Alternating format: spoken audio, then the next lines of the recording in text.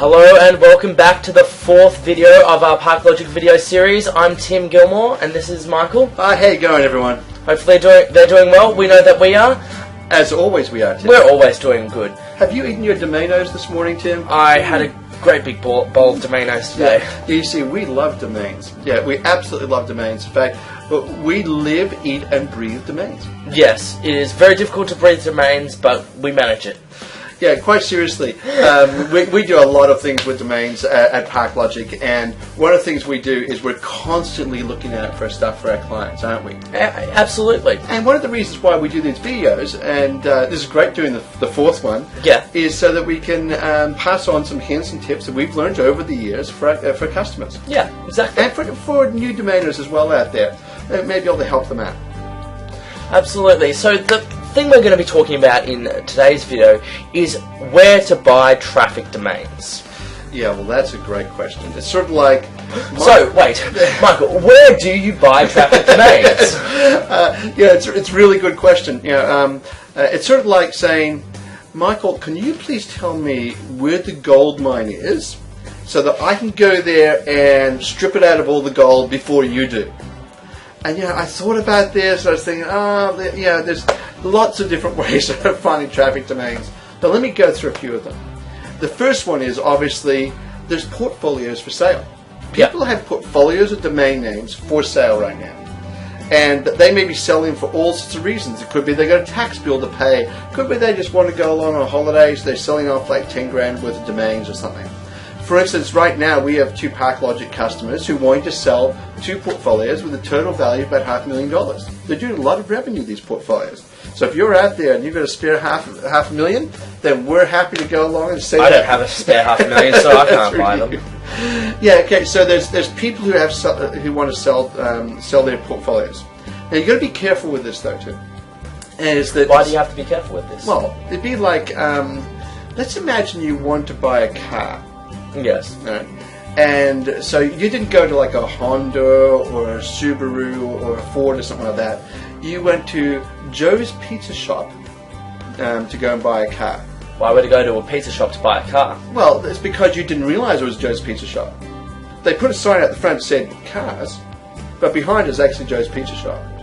So in other words, you've got to be careful who you're buying from. Do I get a pizza when I buy the car? That's exactly. You think you spent like a 20 grand car or something like that, and you suddenly discover when you've parted with your cash that you don't have a 20 grand car, but what you do have is a stinky, smelly pizza which is going rotten as you speak. Yeah. So what I'm saying about this sound like a good pizza. No, not a good pizza at all. But worse than that is you've just done your 20 grand. So the thing you've got to look out for is who you're buying from. My recommendation is this: is do a Facebook search. Go to all the different domain name forums, like DN Forum. Adam Dick has been running that forum for years. He's a fantastic guy. Go to DN Forum and search for the person. Find out some information on them. Have they been involved in the industry for a long time? Go to targetedtraffic.com. Find out if they're one of the speakers. Go to hunt around. Like if you're about to part with some hard cold cash, part of your family inheritance, then go and find out about who you're buying from. So, would you kind of almost recommend a sort of a non-malicious stalking? No. It's called due diligence.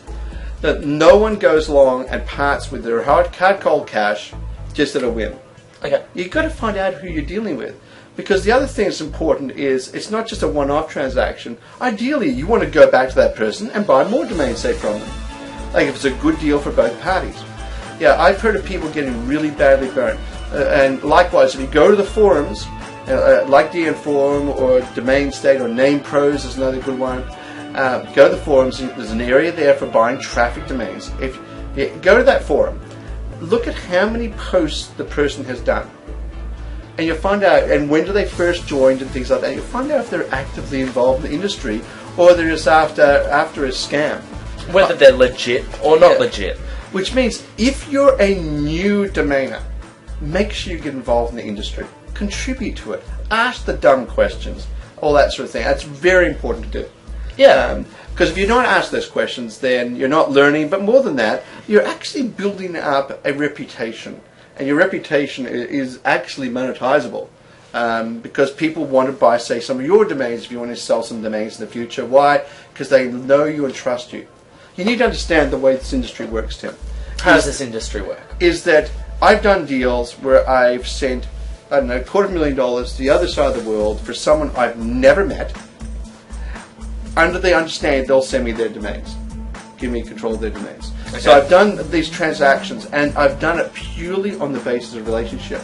It's like old school business where you shake hands and everyone looks at each other, well, virtually looks at each other, and they smile and say, that's great. We don't even get a handshake sometimes. No, we don't. Virtual handshake. Yeah, so it's all done on reputation.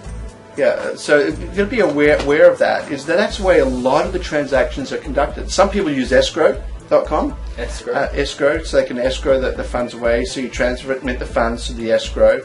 Then the domains are put into the escrow, and they then have a third party which then swaps. Okay, yeah. So you can do that sort of thing to give yourself some safety around it. But ultimately, you're banking reputation that someone has not gone along and increased the levels of traffic on the domains artificially, so they've spent the last 3 months bumping up the levels of traffic. When you go along and buy them on that basis, suddenly it vanishes. Or it's rubbish traffic and Google doesn't pay for it or something like that. So at ParkLogic, for instance, one of the things we developed was the Domain Risk Index, and we're constantly refining this. And what the Domain Risk Index is, when we get domains in our system, we can actually monitor them across time and work out a financial risk on a scale of 0 to 100. Where the industry is typically sitting around about 60, just below 60 on that scale. With 100 being no risk and correct, 0 being infinite risk. Exactly, which is, you don't want to buy those domains, trust me. Because a lot of things what the investors are after is they're after nice stable incomes. Okay. Yeah, they want to know that they just paid, like, say, 2 years revenue for some domains, then they'll actually get paid back in at least 2 years. Yeah, that's what they're after. So, where do you buy them from? Other domains. The other place where you can pick up domains from is just watch the news, see what's becoming really dominant in the news, and sort of think, gee, I wonder if that domain name is available. Okay. And so there's a lot of people just do that. They watch the news and they quickly register a domain, and lo and behold, it gets traffic. So it's a bit sensationalist, but I didn't see why not. Why it wouldn't work. Yeah. Or what other people have done is they've actually built systems, and they've essentially strip mined the domain industry, and they've been like the .coms have been completely strip mined out. They work out which domains have traffic and so forth. And there's different ways of doing this. In years gone past, they used to use an overture score. And an overture score, which essentially was almost like a search score. Sounds like a bit of music, an overture score. Yes. It's like a search score, so you get an idea of how many people are searching for this particular topic. And that would then indicate how many people would then flow on to going directly to the domain name. And so a lot of people made quite a bit of money out of doing that sort of thing. And that worked out very well. But then it moved on as Overture sort of went away. It moved on to sort of all different other metrics. It's all about data mining, getting as much data as possible into your system. Yeah. Other people look at DNS logs. DNS logs are where if a domain does not resolve, then it'll end up in the error file for the DNS. So they source like large ISPs, DNSs, and things like that, and they're trying to get as much data once again as possible, so they can mine that information. So it's all about information, really. It really is. But if I was to get in the industry right now and I didn't have any money at all, yes, then I would watch the news, and I would go to the forums. Personally, I started off in one of the first videos we had. I outlined how I started off. I started off with like $100, and it just grew and grew and grew from there. That's good. Which is good, but it's a long journey, and that's for sure. And there's lots and lots of opportunity in the different country codes.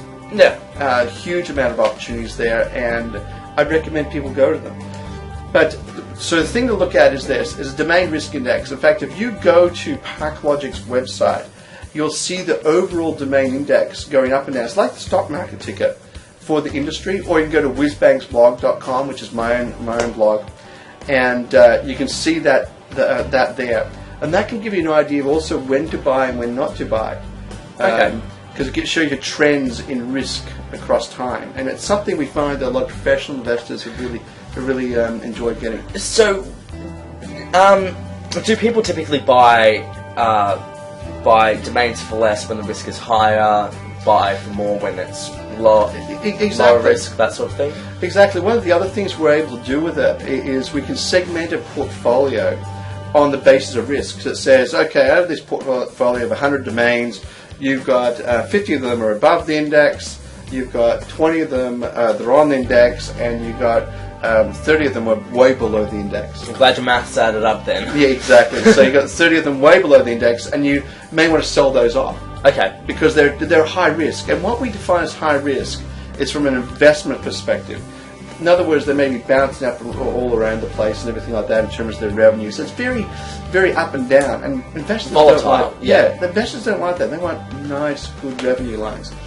But anyway, that's a few pointers. We could spend the whole day on this, and I'm sure YouTube wouldn't like us recording a 6-hour video and putting it up there. No, they wouldn't. Yeah, so we'll call it quits there today, and maybe next week we'll take a look at another one. Yeah, so don't hesitate to comment, like us, give a bit of feedback. It'd be great, and we'll get another video going as soon as we can. Yep, look forward to it. Anyway, see you later. Bye.